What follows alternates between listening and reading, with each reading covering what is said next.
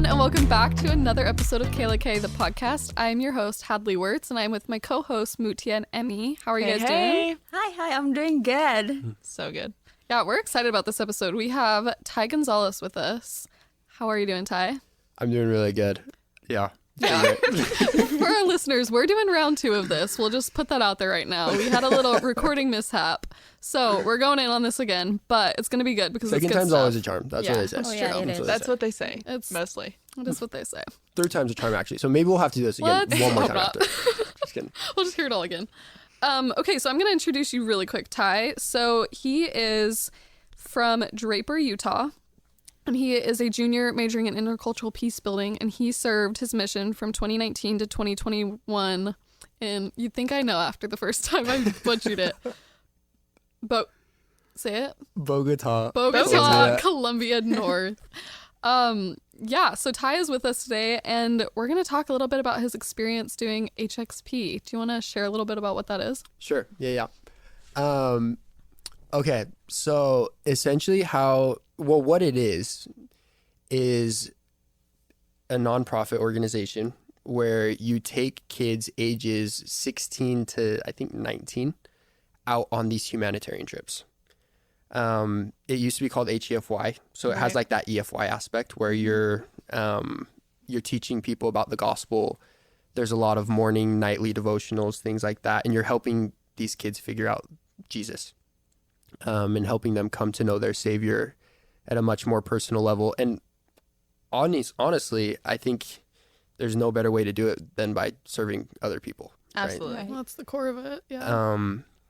And so, yeah, so you do that. There's like 2 trip leaders that go out to lead the kids. Yeah, that's what it is. So kind of how I got into it. It's so funny. I feel like how I got into it. I had done summer sales the year before, as you guys know. In California. In California. Wow. Yeah, you know this story. Yeah. It's almost like I heard it. Okay, enough of the already So I was in California, did summer sales the summer before. I had felt prompted to do it. I felt like I grew in a lot of ways. I felt like that was what God wanted for me at the time. And I was planning on doing that the next summer. And as I was I think it was probably December, November, maybe. One of my friends who graduated from here, Anella, she reached out to me and she said, she texted me and she goes, Tai, I work for a company called HXP, and I really think that you need to consider doing it. And I feel really prompted to reach out to you about it. And Anella's one of those friends where you don't hear from them a lot, but when you do, it's always something really meaningful. Like you have those friends. Yeah. Right. And so when she reached out to me, I was like, wow, like that. I mean, just knowing that connection we have, she was serious about it. And so I kind of took that to heart, knowing that like Anella, right? Knowing that she would invite me to do something like that and to think about that. And she felt prompted. But that motivation only lasted me about 20 minutes into the application process. It does sometimes. And I forgot about it for like 5 months. Later on, I think we're probably in January now. She reaches out to me again and she says, Tai, I really feel prompted that you need to apply. Like, have you applied yet?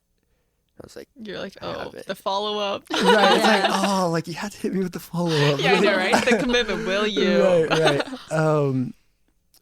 But I guess when someone repeats that, like, they feel prompted on something, then probably should pay attention to it. Yeah, for sure. And I found that that's what God has to do to me quite a few times. It's like, tell me twice so that it's really, like, Yeah, I know. I wish I didn't wait till like the 3rd or 4th. That's how it goes. But I decided to apply. Actually, maybe what I hadn't even mentioned at that time was I started praying about it. I started really being prayerful in what she was telling me and the invitation that I had. And I came across a talk. I don't even know how I did. But it was like laying up your treasures in heaven. It was he visited before. I think I know what you're talking Filipino guy, just incredible dude. I don't know what you're talking about. Anyways, and he talks about that. And I just realized like at that point, like, yeah, I made great money in sales. I feel like I had my head on straight towards why I was doing it. Like I'm paying for school. I'm trying to prepare for a family. But at that moment, I knew that God needed something else out of me. Like he needed some other form of dedicating my time to him that maybe I hadn't done last summer, and just in another way.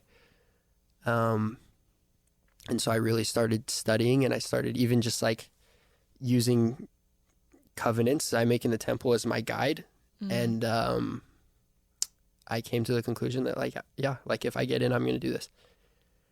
Anyways, I go through the whole application process, tedious process. You guys already have experienced a little bit of it.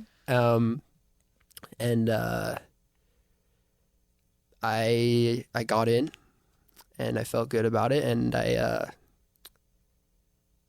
training was last spring semester during spring semester. So you had to fly, because I was thinking about doing something like that, but they're like, you have to be in Utah for these things. Yeah. So you had to fly out during school. And you have to pay for your own ticket because it's like a nonprofit. It's and okay. so Right, I Wait, guess do you so. get, is this service completely, or do you get so paid? there's no pay.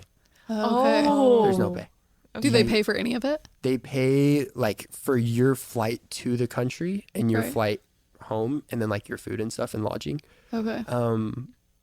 But yeah, But you don't Okay. like get, like You don't they leave- provide, but you you don't don't like, leave that month like richer than you were Yeah. before. yeah, right. Yeah. Maybe in But a lot probably of not. things. In a lot of things, yes, but Not the pockets. money wise, no. My Yeah. pockets are emptier. Yeah. Everything else Heart wise, fuller. absolutely.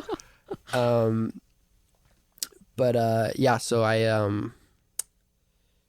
went to the training. That was really awesome. I felt like God had revealed himself to me in so many ways that I didn't expect, and I feel like I had denied for a while. I just realized how good he was, like during that training. And it really got me excited to go out to where I go. And kind of how it works, you have like a mission call kind of thing where everyone's gathered in one place or online in Zoom, and you open up like this little paper and like you read where you're going. And I found out I was going to Argentina, which I was really excited But about. you didn't know before. I had no clue. Nobody get to choose. Nope. So you know what? This was actually before triple year training that happens, because you get like your call. You're calling. I forgot. Your assignment? Yeah, you Or- get your call, your assignment. It's like whichever one. It's just. It all sounds, whatever. And then you find out who your co-leaders are Oh. during training. And the training was great. Loved my co-leaders. And then I went out to Argentina, and that was July 4th to August 4th. And I still think about it. I still think about the impact. I really didn't expect the change that I was about to undergo. And I really didn't expect to experience what I had experienced, even knowing I was going out to a country with 36 kids that I had no idea who they were. Yeah. Trying to navigate how to like feed them and That's crazy Like, gotta play to do parent. here in like the States or something. right. You're like in a foreign country. But it's changed me, and I'm super, super grateful for it. Yeah. Love that. So with it changing you, I think we had talked about before, like some specific experiences or like a day in the life of like you'll wake up. What do you do Right. there? Yeah. Like, what did you do there? Yeah. So the majority of our time is working on a work site. So you have like a mesh of cool experiences like touristy sites, also just like experiences culturally with like the people and things like that, as well as you're constructing some form of school or house or what Building whatever. something Right, or you're building. something. There's some sort of building that you're doing. Manual. Right, some sort of manual labor. We were specifically assigned to construct a school for some kids with disabilities out there in Argentina. They had one school, but they didn't have enough room in that one school, and so they needed to build another one right next to it. And they had actually been waiting on that project for like 3 years. Oh man. But because COVID, like, I mean, they weren't able. Right. And so they were just so excited that they had like some way to construct this school, which was great. And then honestly, like, you can talk a lot about the devotionals that you give, and like you do a lot of humanitarian work. You're always doing these cool activities every night. I think some of my favorite times were like the in-between moments between those. Yeah. Like the bus rides where you get to sit by someone and like all of a sudden they open up to you about something and you're just completely focused on them. Or the plane, I mean, we did like 9 plane rides just in that one little trip. 9 plane Wow. rides? Oh, that's a Tons. lot. Yeah. Where are you going? Yeah. We're just going, so we're like, you fly into Buenos Aires, then we go to Bariloche, which is like a 2-hour flight, then back to Buenos Aires, then to Posadas. To do different like humanitarian stuff? Or? It was, Bariloche was more of like the touristy stuff. And then after we Oh. went to Posadas. Got it. But, I mean, I can't tell you the number of times that like I felt the Spirit so strongly for these kids just on a bus, like on a bus in Argentina. And like you would have expected it to be at like, you know, during the devotion, which devotionals were great, obviously. But it was like on a bus ride. And it made you think that like discipleship isn't just applicable in certain situations at certain times in certain places. Like you are an everyday disciple wherever you go. Yeah, and God That is is just true. in like your everyday like that. Like Oh. he's with you when you're cooking your meal or like Yes. talking to a friend or doing your homework. Like he's there, Oh. and so that's just like pushes that even further of like in a 100%. conversation even on a bus. 100%. And I rather feel than, like that's how he sees people like the most, like in their daily life. And there was speaking of that, I went to Jerusalem or whatever. I went to Israel, and it was like that where I thought that I was going to like have the biggest spiritual experiences of my life there, because I was like, I'm literally going where Jesus has literally walked. Right. But coming back from it, I thought it was so crazy that I felt him more on my knees in my bedroom than I did where he actually Right. lived. I feel like that's the same where it's just in those like little, like on a bus ride and you're like, oh my gosh, that's like Right. a moment rather than like the thing where you're expecting. Right. Well, and I think that's like really insightful, because I think a lot of the times God loves that, because he loves making, it's obviously a significant moment when like you're worshiping in the temple. It's Right. obviously a significant moment when you're at sacrament meeting or when you're in a devotional. And the or Spirit's you- always there. Oh, 100%. I mean, like of course he gives us those opportunities. It's wonderful. Yeah. I also love the fact that he loves making the insignificant moments so meaningful. Yeah. And he loves making those like moments that might not seem like, that's what Jesus did. Yeah. Seriously. Like he just took a woman at the well going to Yeah. fetch water, Just such a Yeah, mundane that's pretty thing. right? Yeah. Just coming to fetch water Yeah. and leaving just saying, this is him. Yeah. Like this is Christ. Yeah. Right? And so really I think some of my favorite moments were just like those little moments, and just seeing how when you allow God into a conversation, or when you allow God into like a meal that you guys are eating together, like he will take that moment and just exalt it, Yeah. and he will just turn it into something so meaningful. And really, I think some of my most spiritual experiences, we talked about a few of these like big spiritual experiences like during these big meetings, but I think the majority of them happened like on that bus, Yeah. on the bus ride. But incredible. That reminds me of, it was years ago. I don't remember if I was listening to a podcast or if I was talking to someone or what. Ironic. Yeah. Here we are. Let me just push the info forward.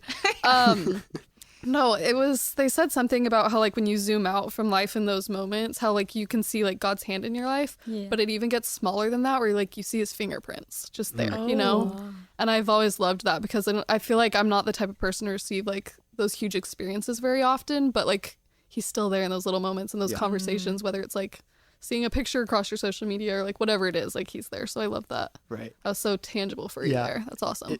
It makes me think of like, have you ever seen those art projects that they do on the iPad where it's like zoomed out and they zoom in and there's like and more? I'm like, More and more. And I think that's how God works too. Because it's like there's this huge picture and it's beautiful and it's nice, but you can zoom in and it will just keep on Like, all the going in and there's details. more and more And and he's more. in like every he's in single one of those every- zooms. Yeah. And like that's how our life looks, I think, to God. That's awesome. But sometimes we just don't realize the small little things. Yeah. I just remember the feeling, realizing small things that makes me feel like I want to smile every day, every time I remember it. Right. So I remember one time, just recently actually, I just kneeled down in my room and then I realized life is so good, including all of the challenges, including all of the happiness and stuff.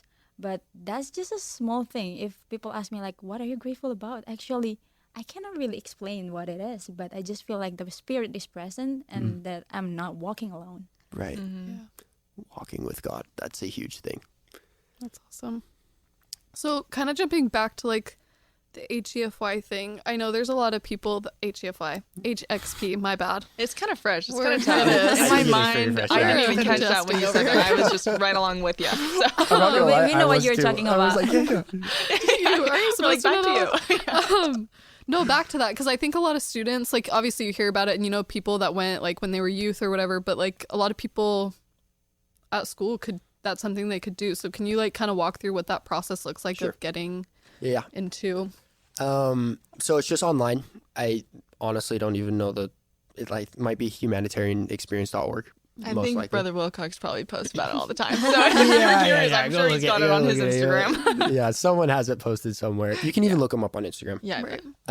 Or you can reach out to me personally, and like I can help direct you Tai in the right Gonzales. place. Yeah, give him a follow. Reach out to me. Yeah. Here's you can reach out to me. I can try and direct you. But really, just Google like HXP Trip Leader application. I think that should pop up. But you submit it in there. They run like tons of background checks on you. Glad I passed them all. Yikes. I'm so curious what that looks Instagram, like. Like, what do they do? I'm pretty sure there's some weird stuff on Twitter about me. What have you been up to? I mean, Right. Well, I hadn't updated my like church profile picture until like they were like, who is this? until like you're like, until this like probably isn't a you. year ago, and it was just like this little kid, and I have like my long frizzy hair, and like I'm like you have, making like, the an afro? goofiest smile. My hair goes out, Okay. but it's not like afro. Not down, out. It's Yeah. just out. That's just how it happens. Yeah. Just can't follow you. Literally. Okay. I was curious. Okay, anyways. But yeah, so they'll run some background checks on you. It's a pretty tedious process. Like you got like all these interviews and different like scenarios they put you in. You have to answer really quickly. And then And a role play. yeah, like role plays exactly. Yeah, and then they have like group interviews as well, and like With you- other with other contestants. What is this? I don't know. What is this like? yeah with other people that are applying and Okay, I'm not even going to try anymore. applicants. That's a great That's a word. good word. With other applicants, and you get the chance to just like share and connect with so many. That was like when I really realized I wanted to do it. Okay. Was like after I saw how incredible everyone was, and I was like, oh my gosh, like I want to surround myself with those people. They're yeah. amazing. And so you do that, and then they'll get back to you. You get the chance to accept the call if you want, and if not, then that's fine too. From start to finish, what is the time? Like, how long does that take? Well, it depends on actually when. I think it depends on when you sign up. Oh, yeah. So like, you can sign up right now, and I mean they have different like waves of people coming in, and they do Right. different rounds with different waves. For me, I was like right on the deadline, so it probably was like a month Oh, thing. that's But pretty like good for sometimes that. it takes, like Way 4, longer. 5, yeah, just depending on when you apply. But I'd apply as quick as you can if Yeah, you want to. get Hop on it. on that. Honestly, yeah, yeah. Don't wait. Very Really. cool. Okay. What was your like favorite memory from it all? I know that's probably the worst question to ask you, but yeah, from it all, like what was probably either the thing that stood out the most or most impactful for you? Sure.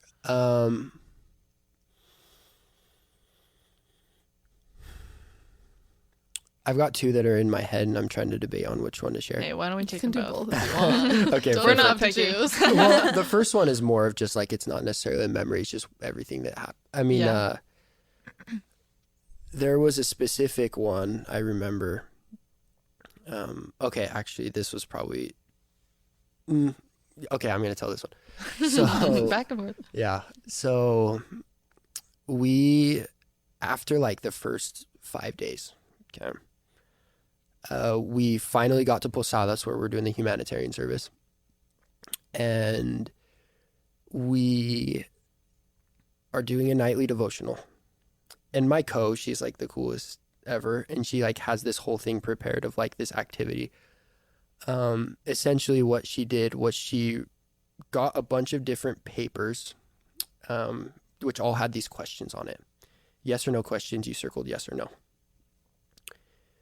And she got all the same colored pen. I told her this already. Yeah, I do know what he's saying, but it's awesome. You got all the same colored pen. You weren't allowed to write your name on it. You weren't allowed to scribble on it. You weren't allowed to draw on it. There was like no, and you circle yes and you circle no, and that's it. And these questions weren't like surface level questions. Like these weren't questions that like you're getting to know someone. It's like, oh, what's your favorite color? What's your favorite name? Like, right. It's like soul searching. It was like soul searching, like opening. right. Like, have you ever struggled with depression? Like, did you get an F last summer? Are you happy with your family life? Like, have you ever participated like purposely in like drugs or alcohol? And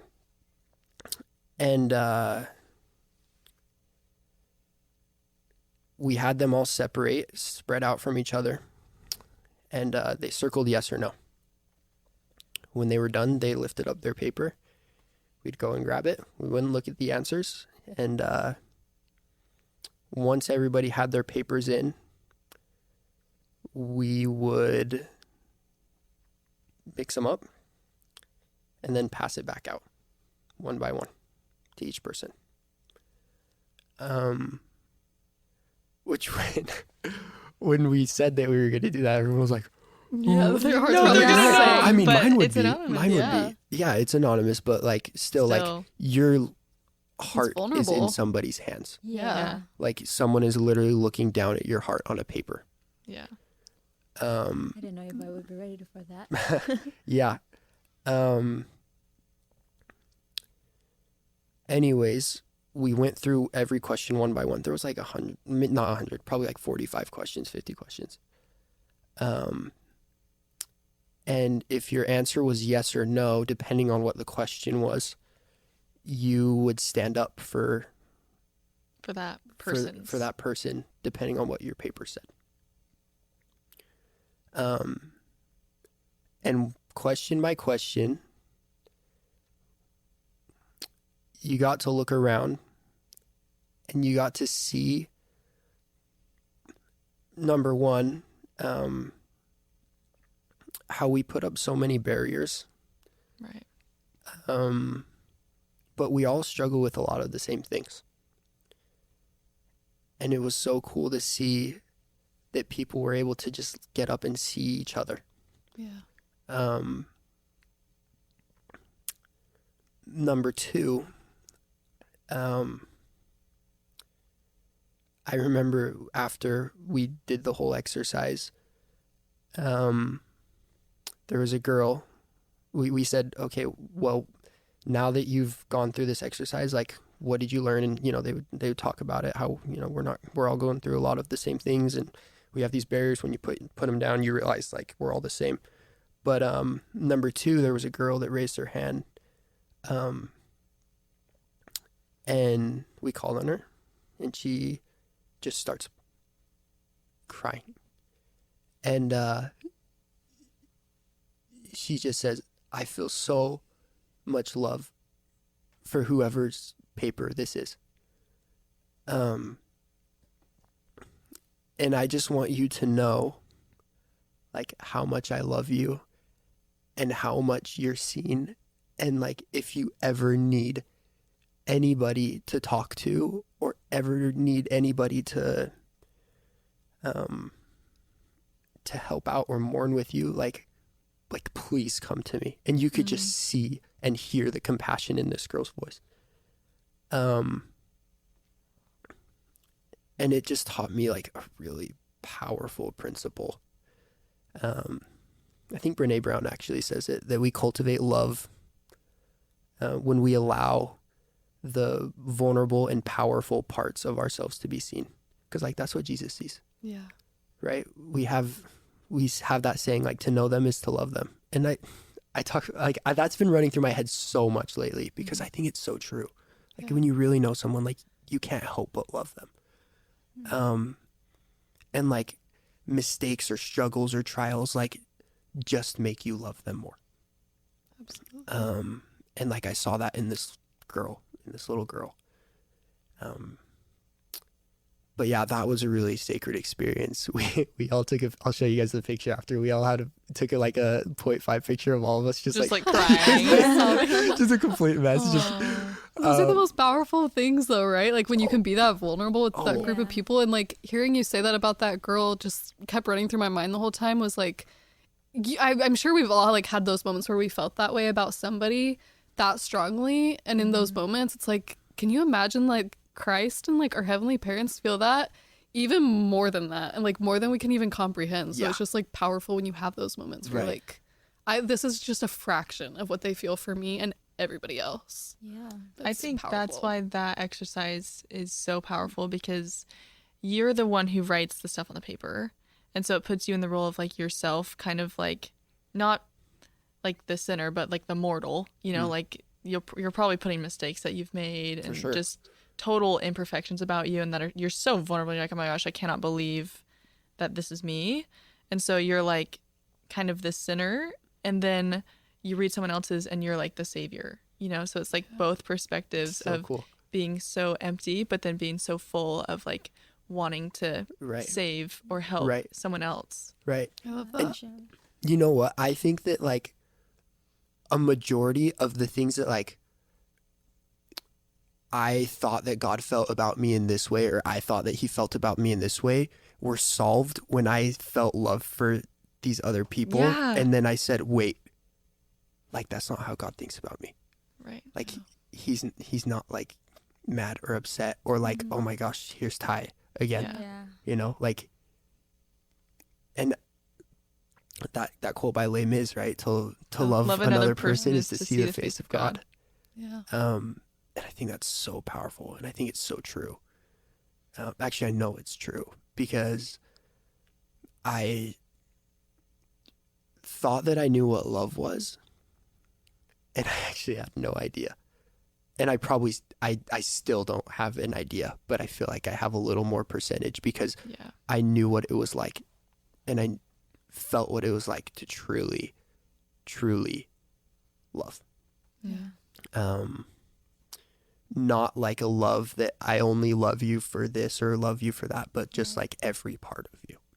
Yeah, it makes me think like if us as human beings, we can love that deep to someone, we can care a lot about them, how much more our Father in heaven. Yeah. And it's really beautiful to think about it, like how peaceful the feeling is every time we remember that heavenly perspective, not only like whatever it is in this life, because everything is just so chaos. Yeah. But that instant feeling of peace that comes after we remember there is a eternal love. Totally. And like, I just think that love connects us to God because like we get to like relate to him on how he feels about his kids. And it's so cool. Michelle D. Craig, I think actually, she says like, you can pray for the eyes to see. like other people. And those moments are really powerful too, to see people as God sees them, because you can't see someone as God sees someone without just loving them as And God loves serving them. them. Oh yeah. Absolutely. Like you just can't. Even I just remember like a specific time we were doing nightly devotional, and every night the kids would write down how they saw God in their life. Mm. And I just remember like looking at them and just feeling God's love like so palpably for them.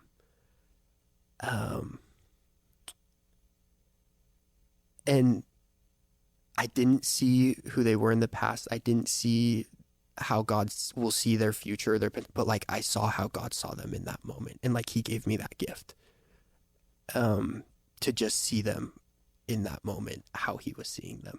Yeah. And like you got to share that with Him. That was pretty impactful. That's incredible. But yeah, I don't If that's not convincing enough There to it is. join, okay? We need you. You know that. that's the best way. Seriously. So there's a final question that we ask all of our guests. Sure. Then that is, what is the best life advice someone has given you? Jeez.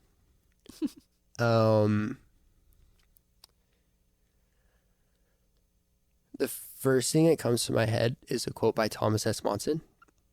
And I guess it ties in pretty well with like what we've been talking about. When he says, never let a problem to be solved become more important than a person to be loved. Ooh, okay. Drop the mic. I know that was so good. It just made me just drop everything Thomas in my S. hands. Monson just dropped the mic on us. No, but actually, that's a good one. That's so true. Sometimes we just get distracted of the problems and then forget the people that we needed to love is more important. Yeah, and it's exhausting focusing on your Oh, yeah. own problems. It's so Oh my gosh, I know. It's so I think like that quote is in part for like for the other person, and then in part for us, because it's like if you let a problem to be solved get in front of a person you love, you're gonna exhaust yourself. Yeah, yeah. Like your life is just like it's gonna be miserable. 100%. But Well, Tai, thank you so much for joining us. We've learned so much from you and from your experience, and are convincing all of us to do that too. And for our listeners, if you have a story that you would like to share or come on the podcast about, you can direct message us or reach out to us on our Instagram at Alaka'i News. See you next time. thanks guys. Yeah. See ya.